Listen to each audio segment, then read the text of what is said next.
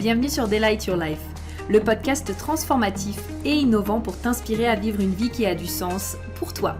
Je suis Prudence, ton hôte, et au programme nous allons explorer différents sujets et thématiques pour te permettre d'éveiller ta conscience, manifester tes plus grands désirs et créer une vie alignée dans laquelle tu t'épanouis pleinement. Je préfère te prévenir, ce podcast et mon énergie risquent d'être contagieux. Alors, j'espère que tu es prête et sans plus attendre, let's get started! Avant de commencer ce podcast, officiellement, j'ai une petite question à te poser. Est-ce que tu as peut-être déjà découvert le Human Design depuis un moment ou alors tu viens à peine de le découvrir mais tu restes un peu perplexe, genre tu sais, tu te demandes un peu comment est-ce que tu vas pouvoir utiliser le Human Design concrètement, qu'est-ce que tu fais des informations, comment est-ce que tu les interprètes, comment tu les utilises dans ton quotidien. Eh bien, sache que j'ai créé pour toi un challenge 5 jours pour te permettre d'apprendre à utiliser le Human Design et ainsi te créer une vie et un business libre, abondant et aligné. Durant ces 5 jours, on y voit différents sujets comme justement qu'est-ce que le Human Design, d'où est-ce que ça vient, les 5 types et du coup comment est-ce que ça va permettre de faire la différence pour toi et tes clientes, les 3 erreurs que la majorité des personnes font quand elles découvrent le Human Design et bien sûr comment créer ta vie et ton biz sur mesure grâce au HD. C'est vraiment un challenge que j'ai pris énormément de plaisir à tourner. Il y a même une session questions-réponses d'une grande valeur parce que je suis sûre que les questions qui ont été posées, c'est aussi des questions que tu te poses. Donc tu peux dès maintenant, sans plus attendre d'ailleurs, rejoindre le challenge en bio et t'y inscrire et tu vas recevoir tes 5 vidéos, enfin du coup tu auras accès sur la plateforme à tes 5 vidéos pour enfin comprendre concrètement comment est-ce que le HD peut transformer ta vie. Je te laisse aller t'inscrire et je te laisse également avec l'épisode de podcast. Bisous. Hello, j'espère que tu vas bien. Je suis très heureuse de te retrouver pour ce nouveau podcast. Cette semaine, nous allons ensemble voir une thématique que j'ai souvent repérée chez mes clientes et je me suis dit que ça pouvait être hyper intéressant que l'on en parle ensemble. J'ai énormément de clientes qui ont fait un burn-out et peut-être que c'est ton cas aussi actuellement. Personnellement, c'est assez marrant parce que c'est vrai que je me suis... Alors non, c'est pas marrant de faire un burn-out, on s'entend là-dessus. Mais c'est assez intéressant parce que je me suis rendu compte personnellement que moi, je sais pas si j'en ai fait un exactement. Je sais qu'à un moment donné, quand j'étais notamment en MLM, je vois plus ça comme un petit début de dépression que comme un burn-out. Mais c'est vrai que j'ai eu une période où en fait je m'étais vraiment poussée à bout et où en fait je n'ai plus eu le goût de ne rien faire pendant je crois que c'était pratiquement 2 mois et finalement j'avais fini par retravailler au restaurant de ma cousine, donc vers chez mes parents. J'ai fini par retravailler avec elle, en fait, tout simplement pendant les vacances. C'était en février 2017.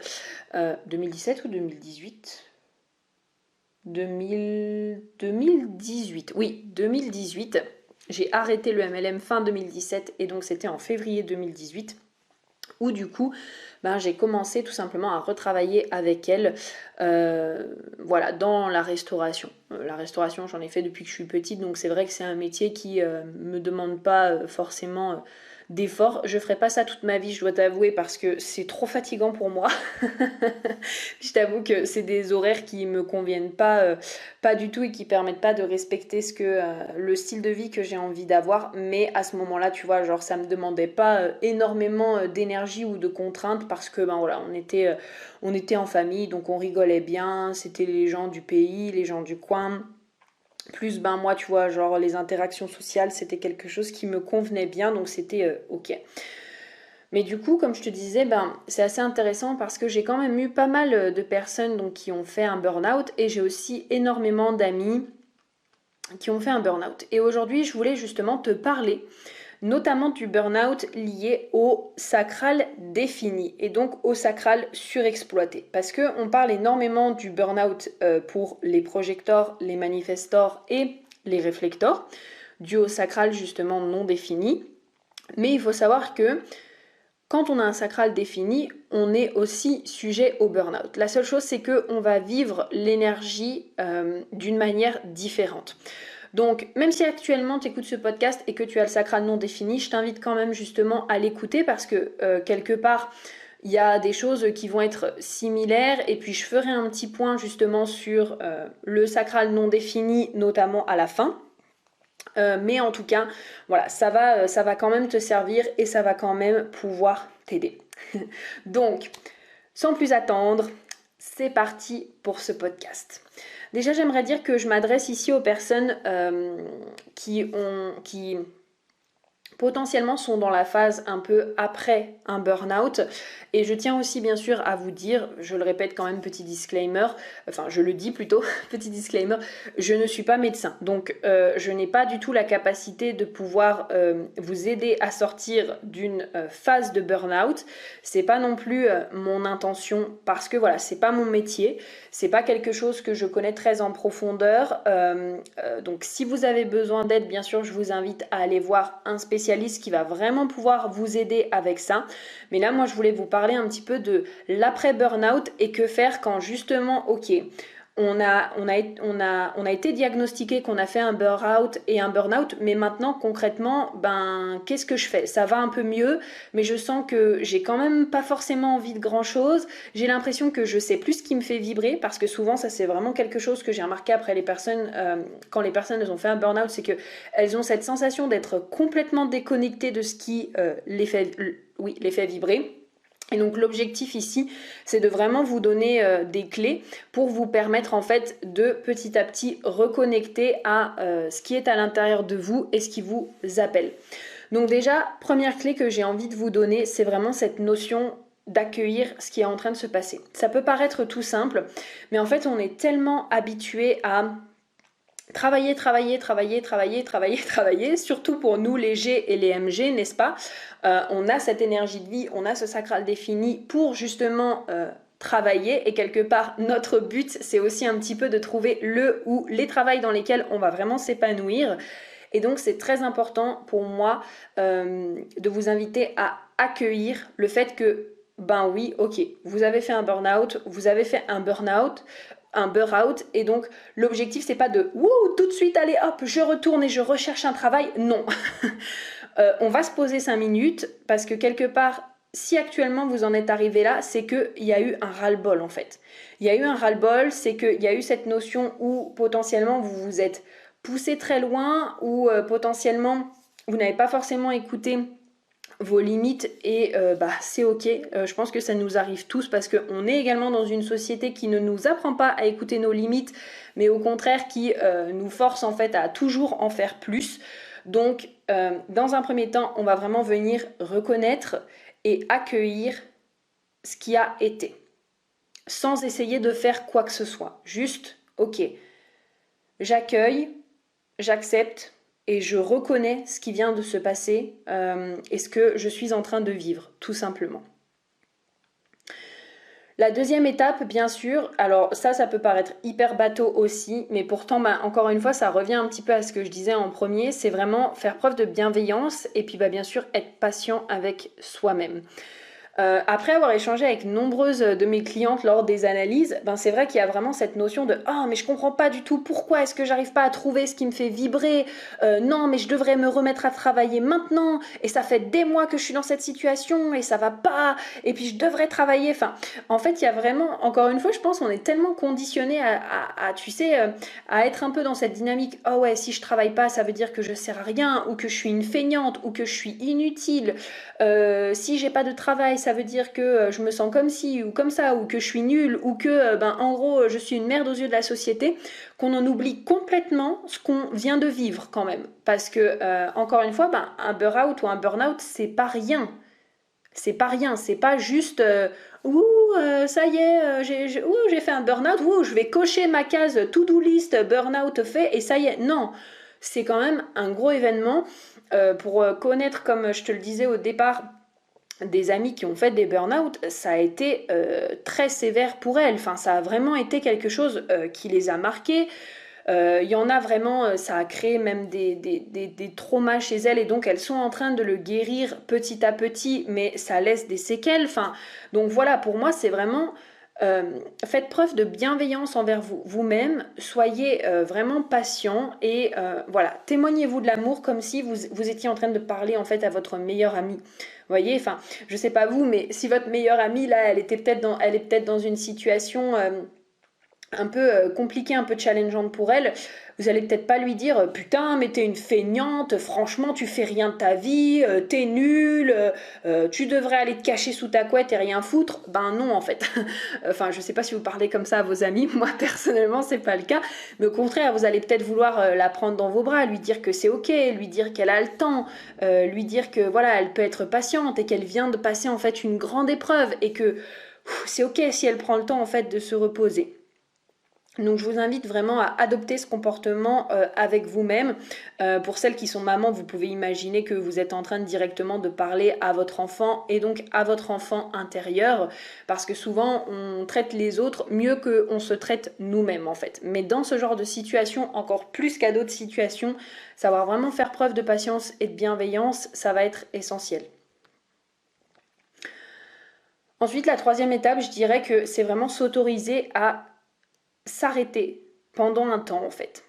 S'autoriser à vivre, encore une fois je pense que c'est vraiment ça, c'est s'autoriser à vivre le moment, s'autoriser à vivre l'émotion, s'autoriser à vivre ce qu'il est en train de se passer à l'intérieur de vous et donc stopper aussi le fait de vouloir absolument faire quelque chose pardon, et donc de travailler en fait. L'objectif ici c'est de se recentrer sur soi. Et donc, si pendant un temps, par exemple, la seule chose que vous avez envie de faire, c'est de vous foutre sur le canapé, de regarder Netflix, d'aller faire des balades à l'extérieur, jouer aux jeux vidéo, lire vos bouquins préférés, etc., et que c'est la seule chose qui vous fait vibrer et qui vous fait du bien, mais franchement, faites-le. Si vous en avez la possibilité, faites-le. Je sais que tout le monde n'a pas cette possibilité parce qu'il y a peut-être des personnes qui ont l'accès au chômage, d'autres personnes qui n'ont pas forcément cet accès-là. D'autres personnes qui ont des personnes aussi autour d'elles pour les aider, d'autres personnes qui n'ont pas cette possibilité-là non plus. Mais en tout cas, franchement, si vous en avez la possibilité, et même si peut-être vous êtes dans cette situation où vous avez besoin de retravailler à côté, autorisez-vous à avoir des moments où vous faites juste ce que vous avez envie. Vraiment, sans que dans votre cerveau ce soit relié à « je dois travailler ». Je dois trouver comment gagner de l'argent, je dois travailler. Encore une fois, pour avoir discuté avec beaucoup de personnes par rapport à ça, je pense qu'après avoir vécu un burn-out, la dernière chose que veut votre corps et votre cerveau, c'est de retravailler. Parce qu'il y a un peu ce mini-trauma, il y a un peu ce mini-choc de « putain, je me suis poussée à bout, vu ce que ça a donné la dernière fois, j'ai pas forcément envie que ça recommence. » Et donc là, l'objectif, c'est de venir petit à petit se retémoigner de l'amour, se retémoigner du respect, se retémoigner de la bienveillance, être de nouveau à l'écoute de ses limites, être de nouveau à l'écoute de ses besoins et de ses envies pour aller vraiment vers quelque chose qui nous fait vibrer au fur et à mesure. Et donc c'est ça aussi que je dis par se recentrer sur soi, c'est vraiment revenir dans cette dynamique de quels sont mes besoins, quelles sont mes envies. Et donc souvent, encore une fois, je le disais aussi, c'est lié à l'argent. Mais moi, je vous invite vraiment à vous poser cette question qui, pour moi, est la question à $1 million. Si j'ai 20 millions d'euros qui tombent chaque mois sur mon compte, je pense qu'avec 20 millions d'euros, on est tous pas mal libres. En tout cas, moi, c'est la limite que j'ai mis pour me sentir pleinement libre quand je me pose cette question. Donc si j'ai 20 millions d'euros qui tombent chaque mois sur mon compte et que l'argent n'est pas un problème, qu'est-ce que j'ai envie de faire ? Et là, voyez les réponses qui vous viennent à l'esprit. Est-ce que vous vous verriez peut-être commencer à écrire votre livre? Est-ce que vous vous verriez faire de la poterie? Est-ce que vous vous verriez faire de la danse? Est-ce que vous vous verriez faire de l'art? Est-ce que vous verriez peut-être avoir des chevaux et un ranch en fait? C'est vraiment petit à petit de venir détacher l'argent et les envies et venir reconnecter dans un premier temps avec ce que l'on a envie. Et après, moi je pars du principe que tout est monétisable. Donc après, tout est monétisable, mais l'objectif dans un premier temps, c'est déjà de détacher cet aspect oh oui, il faut que je fasse quelque chose qui me rapporte de l'argent, ou il faut que je fasse quelque chose qui me donne la sensation de travailler. Non, dans un premier temps, on va déjà venir se reconnecter à qu'est-ce qui me donne envie et qu'est-ce qui me fait vibrer. Et donc on vient justement à l'étape 4, donc cette notion de j'accueille mes émotions, j'accueille tout ce qui s'est passé à l'intérieur de moi, j'accueille mon ras-le-bol, j'accueille ma tristesse, j'accueille l'ennui que je ressens, j'accueille la culpabilité, j'accueille la frustration, j'accueille le fait de m'être poussé à bout et de m'en vouloir. En fait, vous allez pouvoir vraiment venir prendre le temps, quand vous allez aussi faire ce recentrage sur vous-même, de venir accueillir ce qui se passe à l'intérieur de vous, et donc ne pas essayer de fuir ces émotions-là, parce que vous savez, tout ce à quoi l'on résiste persiste, donc plus vous allez essayer de résister à ces émotions qui ont juste qu'une envie, c'est d'être reconnues, plus elles vont persister. Donc là, l'objectif, c'est vraiment de venir, je viens être à mon écoute. Oui, parfois je ressens de la culpabilité, parfois je ressens de la colère envers moi-même, envers les choix que j'ai faits, je ressens de la tristesse, je me sens déçue, etc. Mais c'est ok. Vous êtes capable de vivre toutes les émotions. Ça, c'est Claudia Anatella qui disait régulièrement, il n'y a pas une émotion que l'être humain ne peut pas vivre en fait. Et souvent, on a peur de vivre notre émotion parce qu'on a peur de mourir en vivant cette émotion, mais on ne mourra pas en vivant une émotion. Ça va aller. Donc, prenez le temps vraiment de vivre ce qui se passe à l'intérieur de vous. Donc voilà, on en vient du coup à l'étape 5, donc ça va être petit à petit, donc se reconnecter, comme je le disais, à des activités qui nous mettent en joie, qui nous donnent du kiff et qui, comme je le disais aussi, n'ont rien à voir avec le travail. Parce qu'encore une fois, voilà, il y a toujours cette notion de oui, mais je sais pas vraiment ce qui me fait kiffer. Et quand finalement, en fait, je discute avec mes clientes, elles sont capables après de me faire une liste de tout ce qui les fait kiffer. Et quand je leur dis, mais pourquoi est-ce que t'avais la sensation de pas savoir?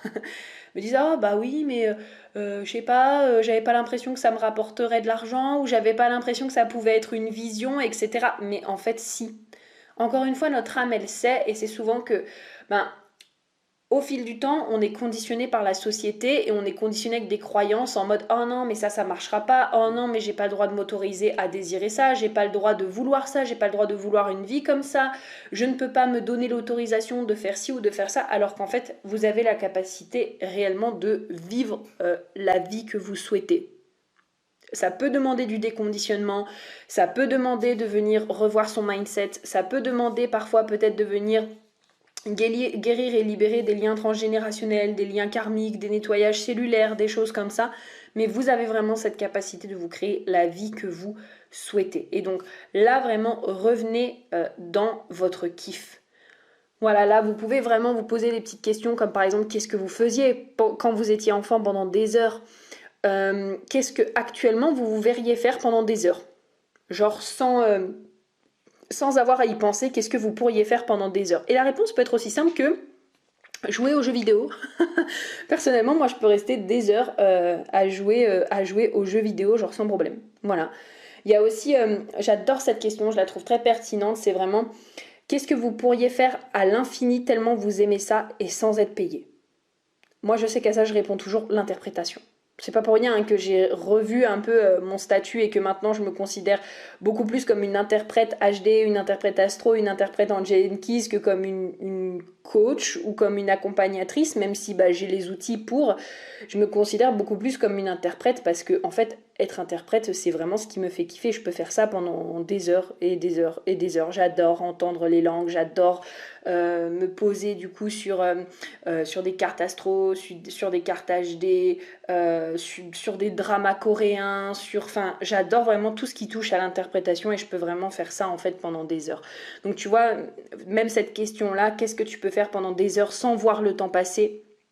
Elle est très puissante. Et puis bien sûr, ma question favorite que je t'ai dit tout à l'heure, si l'argent n'était absolument pas une préoccupation, qu'est-ce que tu aurais envie de faire de tes journées?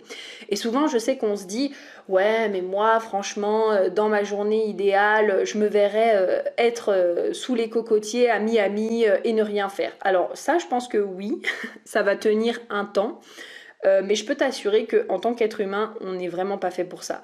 Forcément que oui, quand on a vécu un ras-le-bol et qu'on a travaillé peut-être pendant plusieurs années dans un truc qui nous plaisait pas, jusqu'à justement vivre un burn-out, forcément, encore une fois, la dernière chose qu'on a envie de refaire, c'est de travailler. Mais par contre, quand on commence justement petit à petit à se reconnecter à nos envies, à expandre notre mindset et à voir les possibilités, en vrai, je peux remarquer autour de moi qu'il y a très peu de personnes qui ont qu'une envie, c'est de passer tout le temps, tout le temps, tout le temps, tout le temps, tout le temps, tout le temps, tout le temps, tout leur temps sur des plages à Miami. Après, si toi c'est ce que tu as envie, j'ai envie de te dire, ben c'est parfait. Ou à Tahiti, hein, bien sûr, c'est comme tu veux. C'est parfait. Et si c'est ta vision, elle est parfaite comme elle est. Donc suis ton cœur et fais-toi confiance.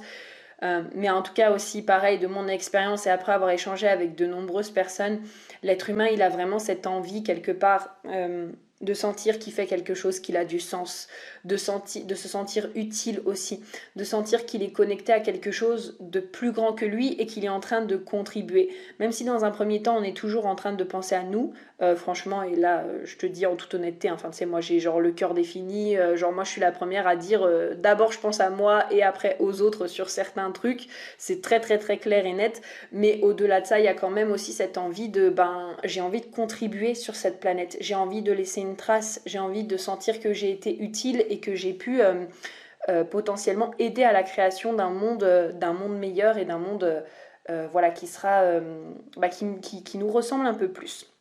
Donc voilà, en tout cas, petit à petit, reconnecte-toi à ce qui te fait plaisir. L'étape numéro 6, ben, c'est finalement aussi de venir se reconnecter à son corps. Donc, comme je le disais un petit peu tout à l'heure au niveau des émotions, mais là, c'est plus à son corps, à ses sensations, au fait de prendre soin de soi aussi, justement recommencer à réapprendre à suivre tes envies, à suivre ce qui te plaît et à écouter quand est-ce que peut-être il y a une limite qui est dépassée, quand est-ce que peut-être quelque chose n'est pas juste ou au contraire quand est-ce que quelque chose te fait kiffer. Parce que quand on va justement jusqu'à un moment de burn-out ou de burn-out, c'est que vraiment on s'est poussé et qu'on n'était plus à l'écoute de nos limites et de nos besoins. Quand justement j'étais en MLM, comme je te disais, je me souviens plus le nombre de fois pour te dire où je sentais qu'il y avait quelque chose qui n'était pas juste dans mon corps, où j'en avais ras-le-bol, où j'en pouvais plus. Enfin, franchement, tu vois, c'était vraiment bah, jusqu'à cette période où finalement j'adore donner enfin j'adore, c'était pas très fun sur l'instant T, mais j'adore donner cette phase parce que je me souviendrai toujours de cette journée où je me souviens j'étais au club, donc à l'endroit où je travaillais en fait, dans mon club, et il y avait une table et un bureau noir, et je me souviens parfaitement être en train de fixer ce bureau noir et me dire mais en fait, si je me jette du pont là-bas, parce que j'étais à Lyon, si je me jette du pont là-bas et que je tombe dans le fleuve, ça posera pas problème à personne et personne le verra et ce sera ok et comme ça au moins je serai libre.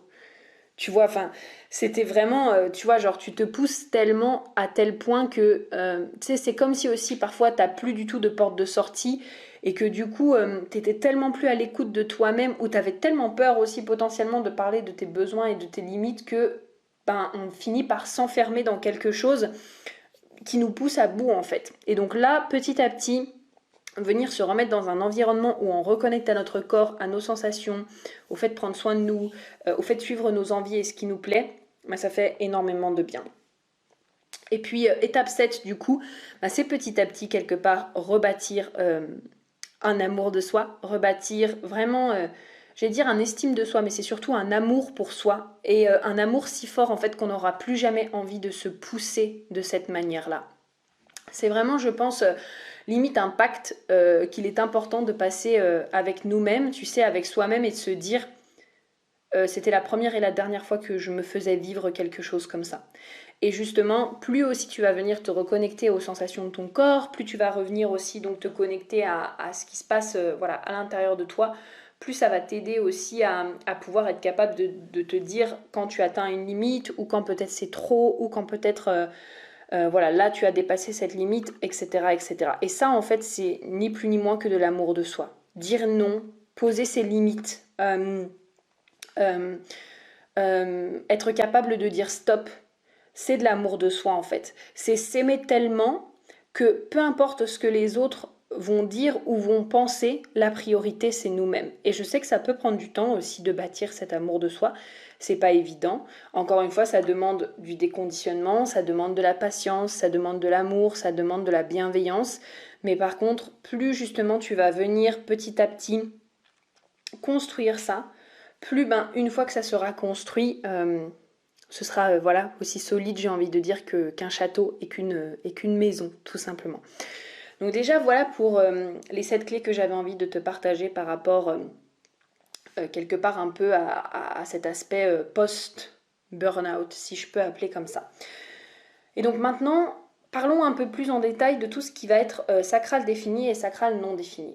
Déjà, en tant que sacral défini, c'est, en tout cas, moi, je pars de ce principe-là parce que si tu me suis un petit peu, tu dois savoir que ma citation préférée, c'est « Incarne le changement que tu veux voir dans ce monde ». Donc voilà, moi je pars toujours du principe que j'ai envie d'incarner le changement que je veux voir dans ce monde. Et donc, pour nous, les sacrales définis, quelque part, c'est notre responsabilité de prendre soin de notre énergie sacrale. Parce qu'on a cette énergie, on a cette force de vie, on a cette énergie vitale, et donc, quelque part, c'est de notre responsabilité de la mettre dans quelque chose qui va nous faire vraiment kiffer et qui va nous faire vraiment vibrer.